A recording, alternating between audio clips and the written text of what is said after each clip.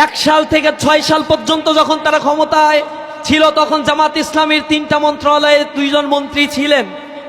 এখানে 17 জন সংসদ সদস্য নির্বাচিত হয়েছিল। জামাত ইসলামীর একজন নির্বাচিত সংসদ সদস্যের বিরুদ্ধে কোনো এলিগেশন, কোনো দুর্নীতি, টাস্কফোর্স, দুর্নীতি দমন কমিশন টাস্কফোর্স গঠন করেও তারা পায় নাই। কিন্তু এই সময়ে তিনবার দুর্নীতিতেই বাংলাদেশ চ্যাম্পিয়ন হয়েছিল। আমার প্রশ্ন, ওই সময়ে কারা তখন দুর্নীতিতে লিপ্ত হয়েছিল? জনগণ সেই কথাগুলো ভুলে যায় নাই। জনগণ তাদেরকে জবাব দেওয়ার জন্য প্রস্তুত আছে। আজকে বাংলাদেশের প্রত্যন্ত এলাকাগুলোতে তারা নব্য ফ্যাসিবাদের আমরা এক প্রতিধ্বনি শুনতে পাচ্ছি। ফ্যাসিবাদের উত্তরসূরি হতে চলেছে তারা। আপনারা দেখেছেন নোয়াখালীতে গতকাল এবং তার আগের দিন আমাদের 2টি প্রোগ্রাম হয়েছে। একটা প্রোগ্রাম ছিল যুবকদের নিয়ে, যারা 40 দিন তাকবীরে উলার সাথে জামাতে ছাত্র যুবকরা নামাজ পড়েছে তাদেরকে নিয়ে ইসলামী ছাত্র শিবির প্রোগ্রামের আয়োজন করেছে তাদেরকে রিওয়ার্ড দেওয়ার জন্য। তাদের এটা মনে ধরে নাই, তারা সেখানে আক্রমণ করেছে। আমাদের ভাইরা আহত হয়েছে, আমরা প্রতিবাদ করি নাই, তাদের গায়ে হাত দেই নাই। আমরা সহনশীলতায় বিশ্বাসী। সন্ত্রাসী কর্মকাণ্ডের মাধ্যমে মানুষের মন জয় করা যায় না। বাংলাদেশ ইসলামী ছাত্র শিবিরের কেন্দ্রীয় সেক্রেটারি জেনারেল জনাব নুরুল ইসলাম সাদ্দামকে নারায়ে তাকবীর, আল্লাহু আকবার। বাংলাদেশ জামাত ইসলামী জিন্দাবাদ জিন্দাবাদ জিন্দাবাদ জিন্দাবাদ। বাংলাদেশ জামাত ইসলামী ছাত্র শিবির জনতা ওরে তোলো একতা, ওরে তোলো একতা। ছাত্র শিবির জনতা। বিসমিল্লাহির রহমানির রহিম। আলহামদুলিল্লাহি কাফা ওয়া সালামুন আলা ইবাদিহিল্লাযিনা ইসতাফা, আম্মা বাদ। রব্বি ইশরাহ লি সাদরি ওয়া ইয়াসসির লি আমরি ওয়াহলুল উকদাতাম মিন লিসানি ইয়াফকাহু কওলি। মানবতার মুক্তির আন্দোলন বাংলাদেশ জামাত ইসলামীর তালা উপজেলার উদ্যোগে আয়োজিত ছাত্র যুব সমাবেশের আজকের এই বিশাল জনসমুদ্রে আমাদের মাঝে প্রধান অতিথি হিসেবে উপস্থিত রয়েছেন বাংলাদেশ জামাত ইসলামীর সংগ্রামী সেক্রেটারি জেনারেল শ্রদ্ধেয় দায়িত্বশীল অধ্যাপক মিয়া গোলাম পরোয়ার, উপস্থিত তালা কলোরা উপজেলার জামাত ইসলামী মনোনীত প্রার্থী, বাংলাদেশ জামাত ইসলামীর কেন্দ্রীয় নির্বাহী পরিষদের অন্যতম সদস্য, আমাদের প্রাণপ্রিয় দায়িত্বশীল অধ্যক্ষ ইজ্জাতুল্লাহ ভাই সহ অন্যান্য নেতৃবৃন্দ, উপস্থিত তালাবাসী, আসসালামু আলাইকুম ওয়া রাহমাতুল্লাহি ওয়া বারাকাতুহু। আমি বাংলাদেশ ইসলামী ছাত্র শিবিরের একটি মজলুম সংগঠনের প্রতিনিধি হিসেবে আজকে এই ছাত্র যুব সমাবেশে আপনাদের সামনে উপস্থিত হয়েছি। যে ছাত্র সংগঠনটির উপরে বিগত 15 বছর ফ্যাসিস্ট আওয়ামী লীগ অবর্ণনীয় নির্যাতন জুলুম নিষ্পেষণ করেছিল, তারা বাংলাদেশ থেকে ইসলামী ছাত্র শিবির জামাত ইসলামীর কণ্ঠস্বরকে রোধ করে দেওয়ার জন্য এহেন কোন চক্রান্ত, ষড়যন্ত্র এবং শক্তি প্রয়োগ নাই যা তারা করে নাই। তারা মনে করেছিল আমাদের গুম, খুন, হত্যা, আমাদেরকে নির্বাসিত করে বাংলাদেশের মাটি থেকে তারা নিশ্চিহ্ন করে দিতে পারবে। কিন্তু আজ 2024-25 সালে আমরা এসে দাঁড়িয়ে বলতে পারছি বাংলাদেশের টেকনাফ থেকে তেতুলিয়া, রূপসা থেকে পাথুরিয়া, তামাবিল থেকে বাংলা বাঁধ পর্যন্ত প্রতিটি ঘরে ঘরে ইসলামী ছাত্র শিবিরের জনশক্তি তৈরি হয়েছে। এই আন্দোলনকে স্তব্ধ করে দেওয়ার জন্য আপনারা দেখেছেন গুম কমিশন রিপোর্ট পেশ করেছে। সেখানে একটি ছাত্র সংগঠনের রিপোর্ট তারা আলাদা করে পেশ করেছে। একক ছাত্র সংগঠন হিসেবে 31% গুমের শিকার হয়েছে শুধু বাংলাদেশ ইসলামী ছাত্র শিবির। বিএনপি, ছাত্রদল, তাঁতি দল, যুব দল, অমুক দল, তমুক দল সব মিলেও 35% হয় না তাদের। তারা নাকি আওয়ামী ফ্যাসিবাদের বিরুদ্ধে আন্দোলন করছে 15 বছর। ছাত্র জনতার আন্দোলনে তারা যে সুযোগ নিয়েছে এ বাংলাদেশের স্বাধীনতার পরবর্তী ইতিহাস সাক্ষী। প্রতিবার আন্দোলন পরবর্তী প্রতিবারই সুযোগ সন্ধানী এই দলটি সুযোগ নিয়েছে আর জনগণের ঘাড়ে চেপে দুর্নীতির স্বর্গরাজ্য তারা তৈরি করেছিল। 2001 সাল থেকে 2006 সাল পর্যন্ত তারা যখন সরকার গঠন করেছিল, জামাত ইসলামী তাদের সাথে ছিল। জামাত ইসলামী ছাড়া একবারও তারা সরকার গঠন করতে পারে নাই। অত সক্ষমতা তাদের হয় না এই বাংলাদেশ।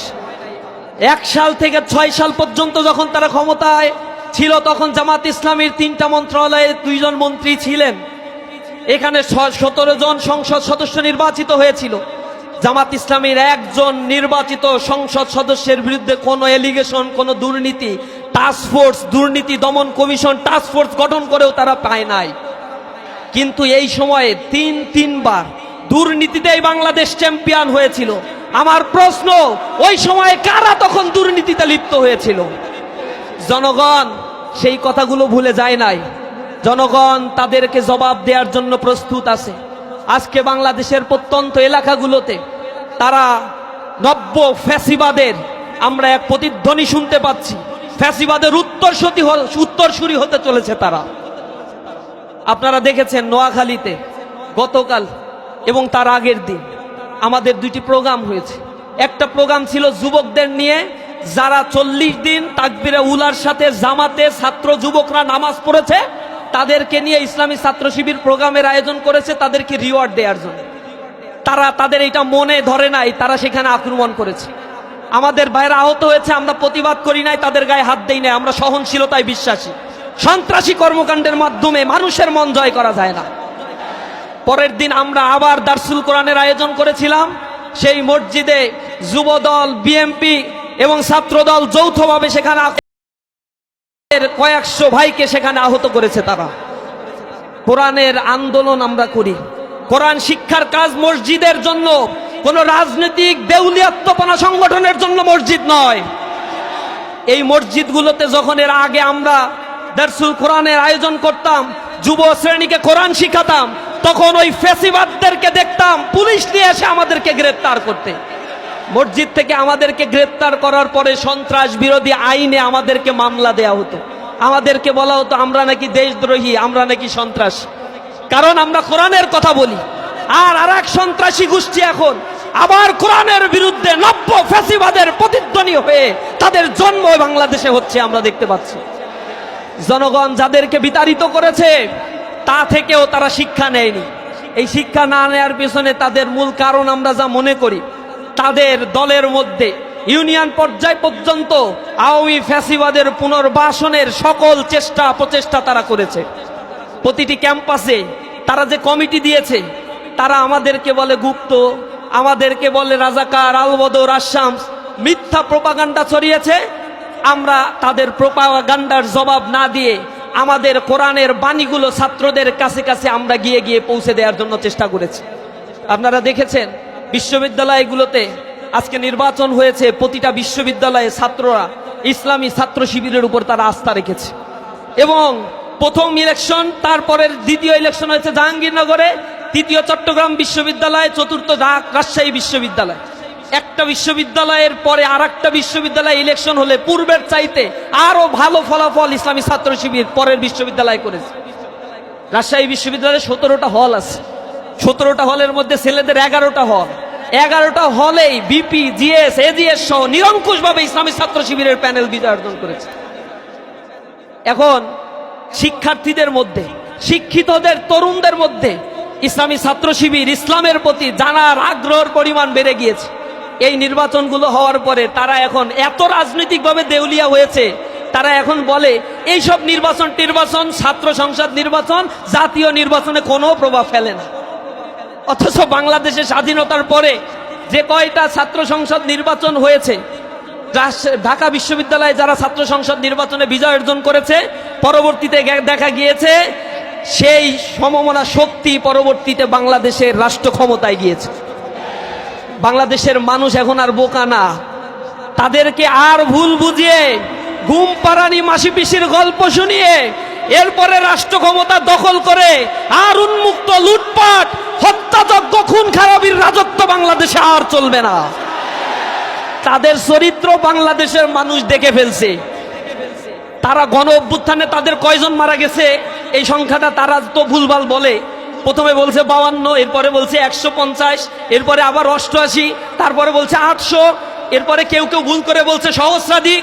আমি হিসাব কিতাব করে দেখলাম যা তারা বলে এই কয়জন আসলে জুলাই অভ্যুত্থানে শহীদও হয় নাই। অংশগ্রহণ তারা কতটুকু করছে আল্লাহই ভালো জানে আমাদের। এখন তারা যে লিস্ট প্রকাশ করেছে পরে তাদের লিস্ট কিন্তু আবার সেখান থেকে রিমুভ করতে হয়েছে, কারণ লিস্ট প্রকাশের মধ্যে দেখছে ওর ভিতরে ছাত্র শিবিরেরও কয়জন ঢুকে গেছে। এখন যখন প্রতিক্রিয়া তখন এটা ডিলিট করে দিছে, এখন সংখ্যা বলে, লিস্ট আর প্রকাশ করে না। লিস্ট প্রকাশ করবে কোথা থেকে? জুলাই আন্দোলনে তাদের নেতারা কোথায় ছিল তাদের আমাদের ভালোভাবেই জানা আছে। সুতরাং তারা কতদিন বলেছে জুলাই আন্দোলনের নেতৃবৃন্দ যারা ছিল জুলাই আন্দোলনে অবস্থান নিয়েছে তাদেরকে দোসর বলেছে, ফ্যাসিবাদের আওয়ামী লীগের দোসর বলে আখ্যায়িত করেছে। আমরা এর তিরস্কার জানাই, তীব্র নিন্দা এবং প্রতিবাদ জানাই। আমরা বলতে চাই এই বাংলাদেশের পতাকা নিয়ে, এই বাংলাদেশের সীমানা নিয়ে, বাংলাদেশের ধনসম্পদ নিয়ে কেউ যদি আর লুটপাটের ষড়যন্ত্র করে তাহলে আমি আবার প্রতিবাদে জ্বলে উঠব। আমার এই জাতিকে, সুপ্ত বারুদ আগ্নেয়গিরি এই জাতিকে নিয়ে যদি আবার কেউ তামাশার খেলা খেলতে চায় তাহলে আমি আবার প্রতিবাদ করব। আমরা জীবন দিতে শিখেছি, যে জাতি জীবন দিতে শিখেছে তাদেরকে আর কেউ পিছনে হাঁটাতে পারবে না। কলরোয়া উপজেলা জেগেছে, এই জমিন আমাদের রক্তে কেনা, এখানে আমাদের শহীদদের রক্ত ঝরেছে, এখানে বুলডোজার দিয়ে আমাদের ঘর বাড়ি ভেঙে দেওয়া হয়েছে, এখানে আমাদের ঘর বাড়ি থেকে উচ্ছেদ করা হয়েছে, কিন্তু আমরা দমিত হই নাই, আমরা দমিত হওয়ার পাত্র নই। আমরা জেগে উঠবো ইনশাআল্লাহ। উষার দুয়ারে হানি আঘাত, আমরা আনিব রাঙা প্রভাত, আমরা টুটাবো তিমির রাত বাধার বিন্ধ্যাচল। আমরা অন্ধকার বিদূরিত করে দেওয়ার জন্য আমরা মানসিকতায় সেই খোদার বাণী লালন করে আমরা আমাদের জীবনকে গড়ে তুলি।